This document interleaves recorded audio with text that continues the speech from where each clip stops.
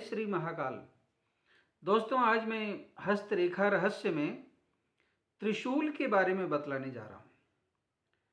आपके हाथों में त्रिशूल कहीं भी हो शुभदायक होता है और कर्मणेवाधिकारस्तु मा फलेषु कदाचन। भगवान ने, परमात्मा ने हाथों को बनाया है कर्म करने के लिए।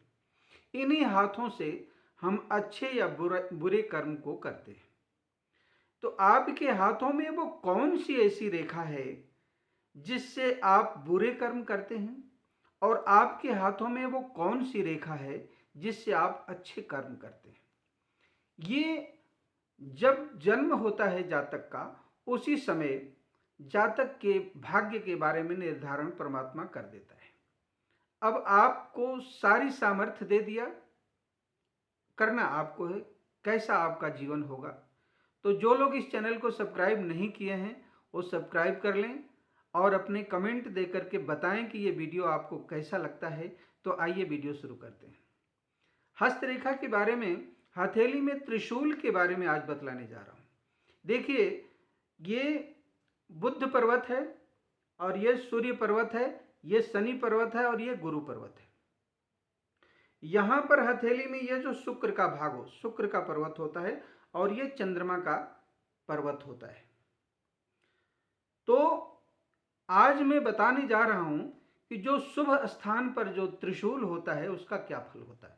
यदि आपके हाथों में ये गुरु पर्वत के नीचे कहीं पर भी गुरु पर्वत उच्च हो और उसमें अगर त्रिशूल का निशान बना हुआ है तो आप उच्चाधिकारी बन सकते हैं, कलेक्टर प्रशासनिक अधिकारी बन सकते हैं, या आप राजनीतिक क्षेत्र में बहुत ज़्यादा सफलता पा सकते हैं। उसके साथ साथ भाग्य रेखा को भी देखा जाता है।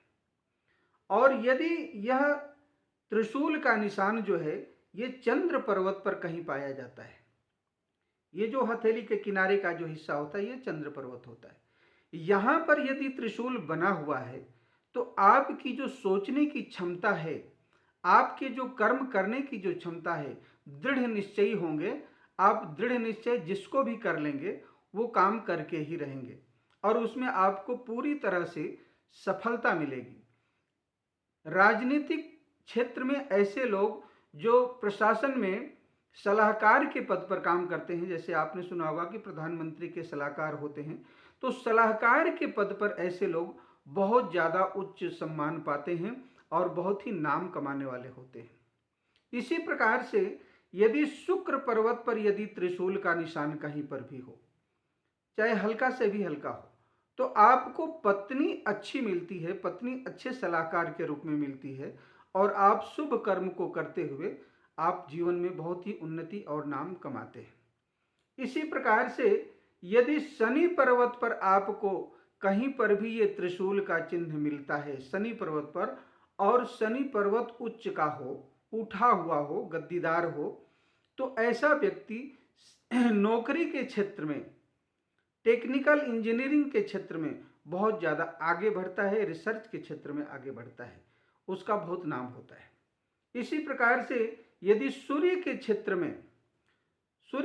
में यदि सूर्य पर्वत पर, सूर्य पर्वत अगर ऊंचा हो, गद्दीदार हो और वहां पर यदि ये त्रिशूल बना हुआ है तो आदमी चिकित्सा के क्षेत्र में, औषधि के क्षेत्र में बहुत ज़्यादा अच्छी उसकी सफलता मिलती है और उसको आगे बढ़ने का पूरा पूरा चांस मिलता है।